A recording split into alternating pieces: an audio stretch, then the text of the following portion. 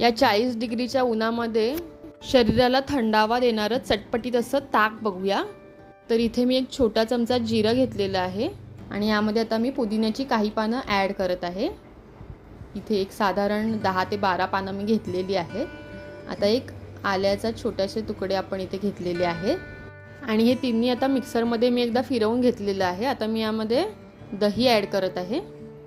ते मी 1 वाटी दही घेतलेलं आहे आणि हे आता मिक्सरमधून फिरवून घेतलेलं आहे। आता आपण एका ग्लासमध्ये काढूया आणि याच मिक्सरमध्ये पाणी देखील ॲड करून मी यामध्ये ॲड करणार आहे।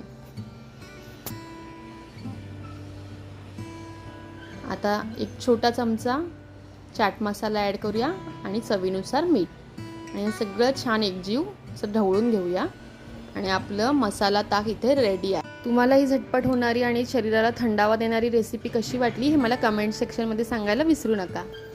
जर तुम्ही प्रथमच माझ्या चॅनलवर आला असाल तर सबस्क्राईब करा आणि बेल आयकॉनवर देखील क्लिक करा। Thank you for watching.